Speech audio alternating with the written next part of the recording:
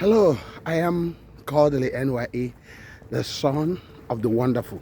Welcome back to another round of street vlogging. Today we are going to double back again about the vlog we did, a couple of vlog we did about Nnewi.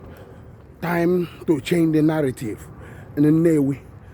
We are going to revisit it with a blockbuster third part of this, because a lot of people completely misunderstand what we are discussing about and don't get it twisted. You need to understand what we are talking about, and you need to join us in this war.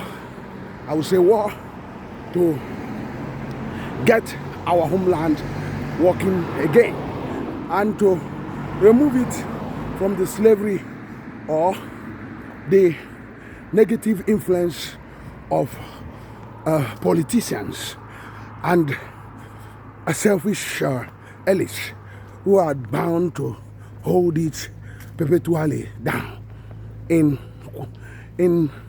abject poverty, lack of electricity, lack of water supply, lack of good roads, lack of train, lack of jobs, lack of food security.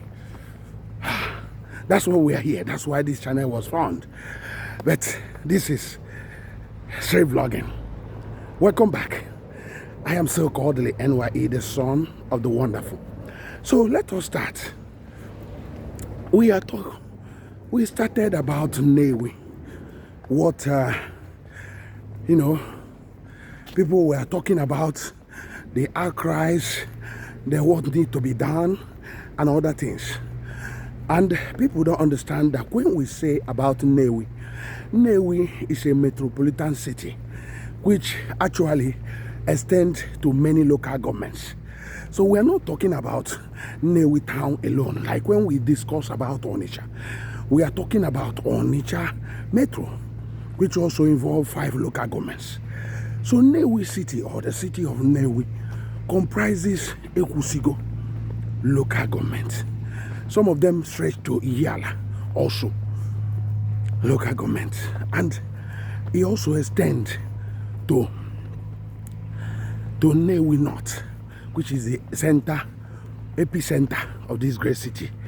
And you have also Nnewi South. So that's actually where what we called Nnewi city and the Nnewi Metro. That's exactly.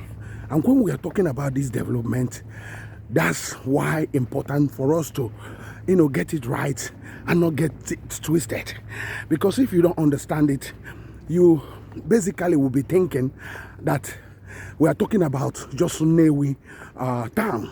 Not really, because a city has also other conglomerate towns and villages that actually are not really within the periphery of the city, but they are basically outside.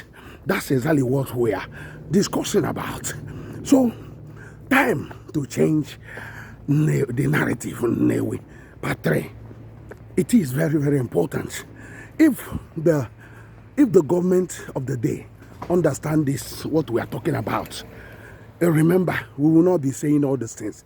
It's just that the politicians, especially in Anambra State, tend to delay or arrest development. They tend to talk big talk, I will do this. But when it turned to execution, they fail woefully. And some of them are just policy that will basically empower the people and show them that we need to do this within 6 months, 1 year, 2 years, 3 years. And in Nnewi Metro, money is not the issue. They just need direction. For those that say the government might not have the money to basically accomplish all these things, in all over the world, the government doesn't have all the money. But what you have as government is a conglomeration of the government and the people. Because that's why we say democracy is the government of the people and by the people and for the people. That's exactly. But when the government isolates itself, living in an island, and keep on giving excuses what they cannot accomplish because of scarce resources, that shows that the government is not inventive. It hasn't got a solution to the mirage of the problem. Because every government has a comparative advantage, mostly by the people of the land. You have the population. And in the terms of Nnewi, you have a very huge number of wealthy people, men and women of timber and caliber. So what you just need is to use the instrumentality of the government to basically effect change.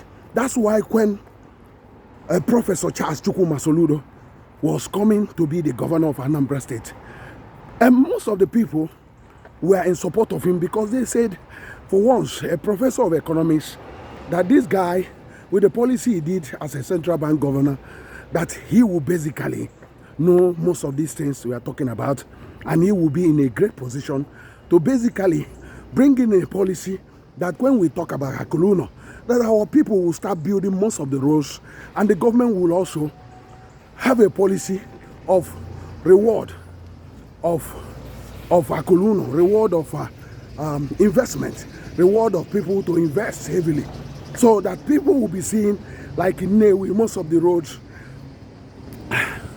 being built through a combination of the people and the government, policies on the environment where our roads cannot remain dusty with sand dunes. You will not be seeing them anymore.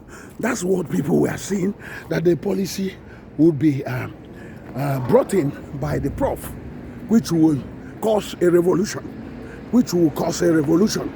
But what happened is that many people failed to realize that the prof is a professor, but basically he wasted a lot of time in big grammar. He also acknowledged that. It's not just me saying that. So he wasted a lot of time speaking big grammars and keep on rehearsing what he's going to do, visiting Nnewi many times, giving excuses. Oh, I'm going to do these things, that Nnewi people are holding the government. But nobody can hold the government. The government has the power to enforce any change you want to. The few greedy elites cannot stop the government. But if the government is not determined to effect change, that's why they have excuses to give in order to cover their own failings. So what stopped the government from having a policy? I was watching Umuahia the other day.